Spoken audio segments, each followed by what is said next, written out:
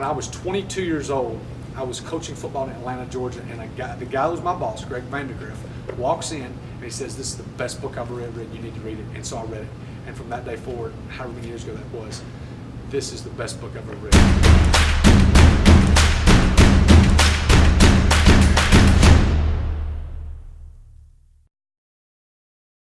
So I get asked to speak all the time at churches and schools and other civic events. And usually at the end of those things, I always do Q&A. And so I'm a big reader. I'm a 25 book to 45 books a year is typically what we read. And so one of the questions I got from a high school kid the other day who was in a big assembly, and he said, "Hey, what are some of your favorite books?" Because during the assembly I talked about reading and how powerful it is. And I said, "That's a great question." So he said, "What are your top 3 books?" And so what we're going to talk about today is our top 3 books that I've read in my life. So I wasn't a big reader as a kid, but when I got to college, I really started reading. I read a lot of financial books and a lot of just self-help, and also a lot of spiritual books as far as just a better way of life from a spiritual perspective. So the number 3 book on my list is Og Mandino's The Greatest Salesman in the World. Now, this book is absolutely amazing. It goes through a parable. Now, what is a parable? A parable is a story that teaches us a lesson. So the Bible is full of parables. There are some of the best writers in the world use parables to illustrate the point that they're trying to get across. Anytime you're in a sermon from a preacher or you're in any kind of seminar, what happens is people will take a parable or they'll tell a story to drive the point home that they're trying to make, that they want you to retain.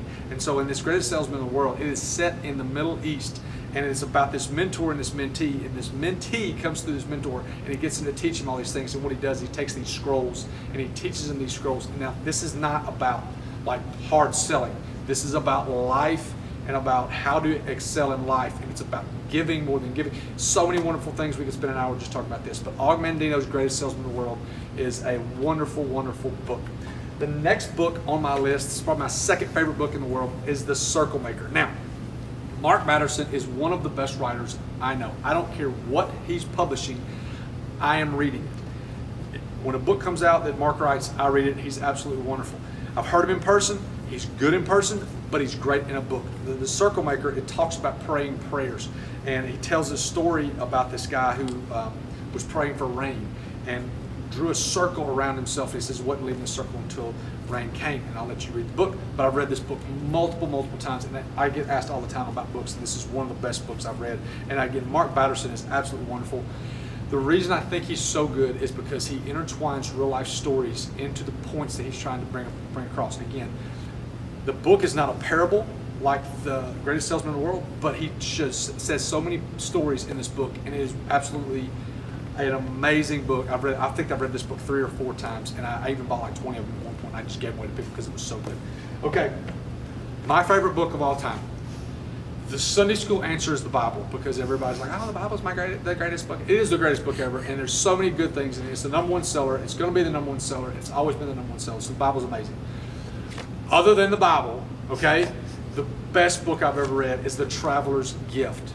Now, Andy Andrews, who is amazing in person, this is the book that made his career.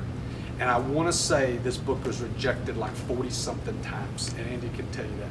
But he had this book written, and he thought it was wonderful.